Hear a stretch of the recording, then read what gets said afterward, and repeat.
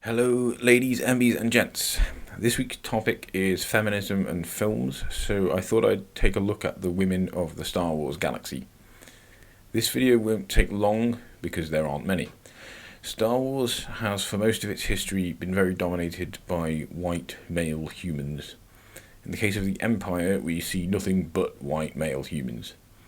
I'm not sure if this was just an example of racism and sexism in casting and budget restraints when it came to practical effects, or if it was a deliberate attempt to make them look like space Nazis, which, let's face it, is clearly what the Empire is supposed to be.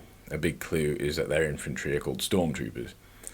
The Rebel Alliance, though, is supposed to be all about the social justice, surely. Yet it also seems to be almost entirely white male humans. At least until Return of the Jedi, when Lando Calrissian leads the fighter attack against the new Death Star, and the leader of the Rebel Alliance is revealed to be Mon Mothma, a woman. Albeit one who only gets to deliver one speech, and that's it. Also, we see a much greater number of aliens by this point, which makes the Rebel Alliance look like an actual alliance, not just a Homo sapiens only club. Apparently, there was footage shot of female fighter pilots, but it was removed as it was feared that the audience wouldn't want to see women doing that sort of thing, which, let's face it, is pretty lame. Thankfully, this sort of nonsense has been left behind by more recent Star Wars movies. Apparently, Leia was considered to be a feminist icon back in the 70s. I suppose I can see why, although she is very much a damsel in distress, even having the title princess, despite being from a supposedly democratic planet. She does break the mould of that role somewhat by taking an active rather than a passive role in her escape. It's notable as well that in Return of the Jedi, she's the one who ends up going to rescue Han Solo from Jabba the Hutt and ends up killing Jabba.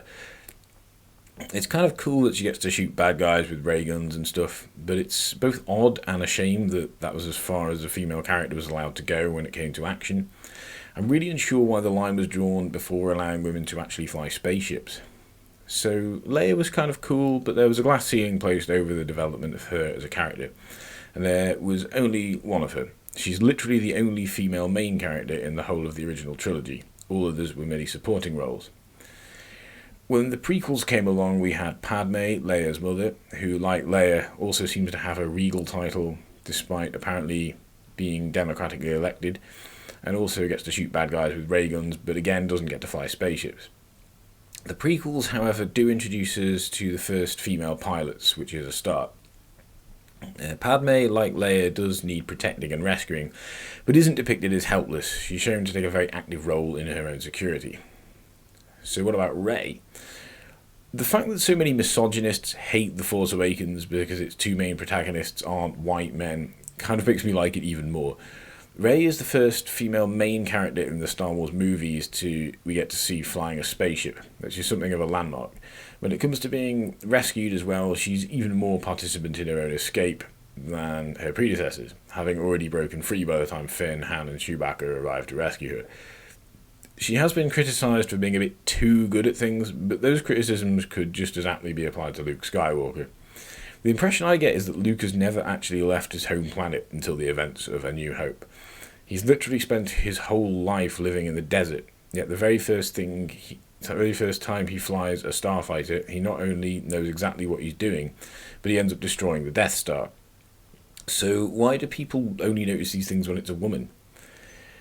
It's also notable that, unlike the Empire, the First Order does have women in its ranks. Well, one woman, Captain Phasma. She's very much a supporting character in this movie, but apparently she is set to become a more involved one in the next one. And like a lot of female villains in science fiction and fantasy, she isn't being portrayed as sultry, she is presented to us as a serious character. I also want to mention the female characters from the animated Star Wars universe, specifically Rebels, as that is currently considered part of the same canon as the movies.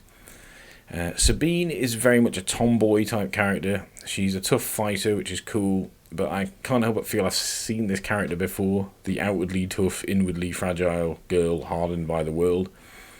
Captain Hera Syndulla is notably not only female but also alien, specifically a Twi'lek, the same race as the ill-fated Oola from Jabba's palace.